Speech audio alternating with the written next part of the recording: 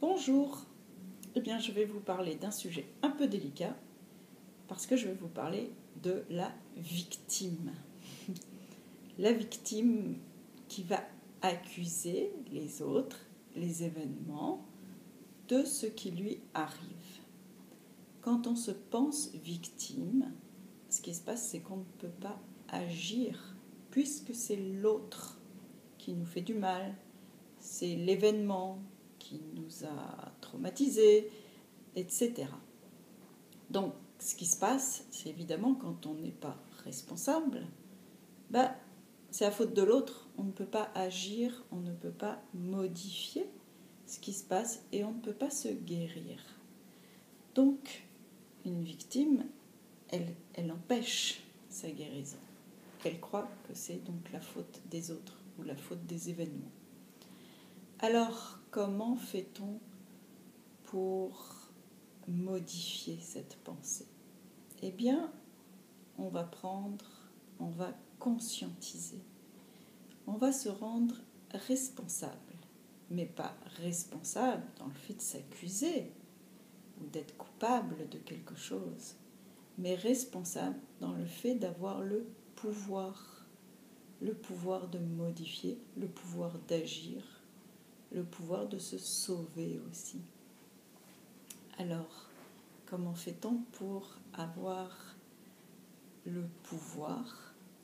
Eh bien, il va falloir conscientiser, c'est-à-dire je vais prendre conscience de ce que je ressens.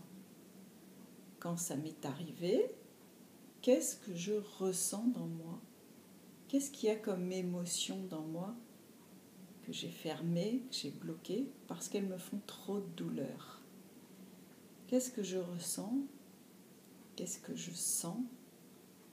Et bien vouloir accueillir ces sensations, ces émotions, ces douleurs, ces blessures.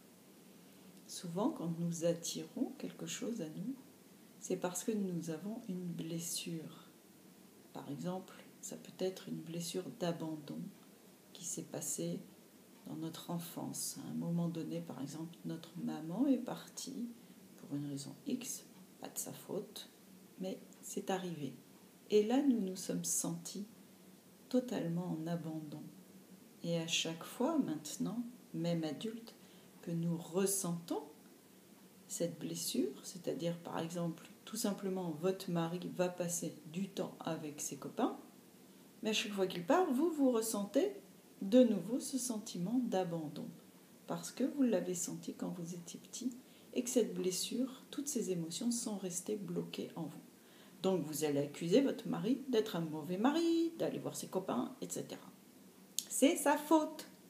Mais non, lui, il va prendre du bon temps dans sa vie, c'est son droit, c'est bien, c'est comme ça.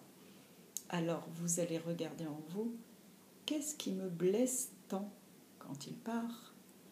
Qu'est-ce qui me blesse tant quand j'accuse quelqu'un d'autre? Eh bien, on va aller regarder ces émotions, ces propres blessures. C'est souvent des blessures qu'on a eues pendant l'enfance. Donc, le travail va consister à aller voir ses propres blessures, ses propres émotions. Et justement, là, on va pouvoir agir. On est donc responsable.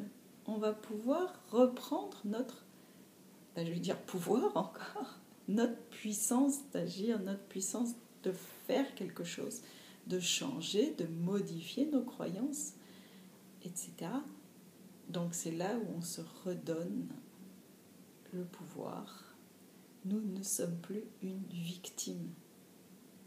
Les autres nous reflètent en effet ce que nous ressentons, mais ce n'est pas les autres qui vont pouvoir guérir.